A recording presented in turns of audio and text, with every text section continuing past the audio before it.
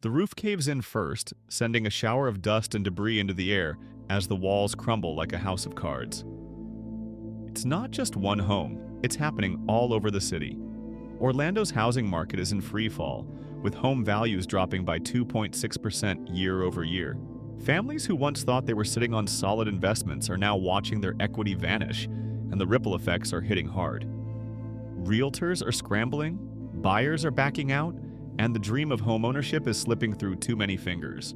What was supposed to be a safe bet has turned into a nightmare, and no one's sure when or if the fall will stop. You're looking at a graph that tells a pretty troubling story. Over the past few months, that line has been climbing steadily, and now it's spiked to a point we haven't seen in years. Contract cancellations have hit a staggering 19.4%, and that's not just a blip. It's a clear sign of a market in distress. When nearly 1 in 5 contracts is getting canceled, it means people are pulling back, reassessing, and in many cases, just walking away. That kind of behavior doesn't happen in a healthy market.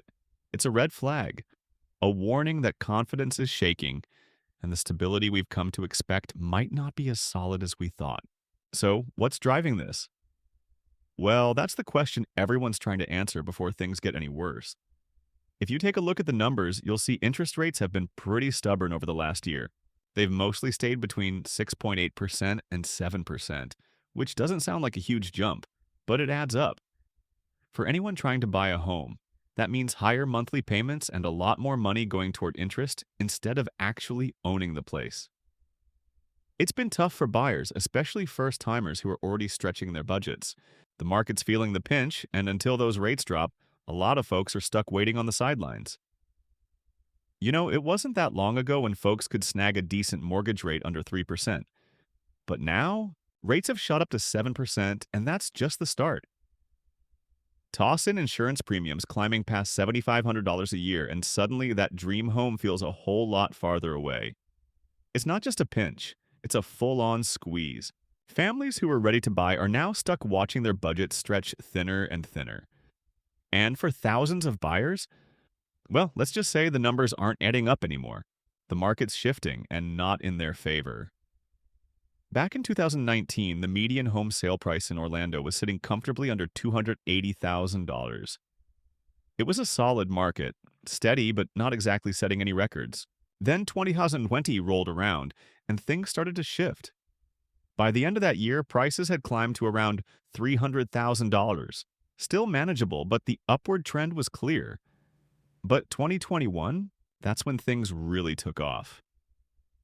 Demand skyrocketed, inventory shrank, and suddenly the median price jumped to $350,000. People were scrambling to buy, and sellers were in the driver's seat. Then came 2022, and the market didn't just keep climbing, it surged. By the end of that year, the median sale price had shot up to $390,000.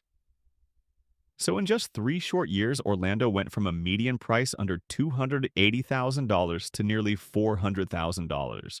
That's not just growth. That's a full-blown transformation of the housing market. And for anyone watching, it was a clear sign that Orlando had become one of the hottest real estate markets in the country. By mid-2022, things were getting tough for a lot of folks in Orlando. The numbers don't lie. Families were feeling the squeeze. Back in the day, you could keep a roof over your head without breaking the bank, but not anymore. The average household was shelling out nearly 45% of their paycheck just to cover housing. That's almost half of what they brought home, gone before anything else. Rent was climbing, mortgages weren't far behind, and suddenly people were left with a lot less to put toward groceries, gas, or even a night out. It wasn't just a pinch, it was a full-on crunch, and everyone was feeling it. Here's the data we've been tracking over the past few months. You can see the trend pretty clearly. Contract cancellations have been climbing, and a big chunk of that is tied to insurance issues. Specifically, in early 2025, anywhere from 12 to 18% of all contract cancellations were directly linked to insurance failures. That's not a small number, and it's something we need to address head-on. When policies fall through or coverage doesn't hold up, it creates a ripple effect that impacts everything downstream. So what does this mean for us moving forward? Well, it means we've got to tighten up our processes, make sure our clients are protected, and find ways to mitigate these risks before they turn into bigger problems. Because if we don't, those percentages are only going to keep climbing. Back in 2020, mortgage rates were sitting pretty at just under 3%. It was a golden time for buyers. Cheap money made homes feel almost affordable. But then things started to shift. By 2021, rates began creeping up, and by 2022, they were climbing fast. The Fed was raising interest rates to fight inflation, and mortgages got caught in the storm. By early 2024, rates had shot past 7%. That might not sound like much, but it was a game changer. A home that cost $300,000 in 2020 with a 3% rate would have had a monthly payment around 265. Fast forward to 2024, and that same home at 7%? Now you're looking at nearly $2,000 a month. That's an extra $700 gone just like that. For Orlando, where wages hadn't kept up and prices were already sky high, this was another gut punch. Families who could barely afford a home before were now priced out completely.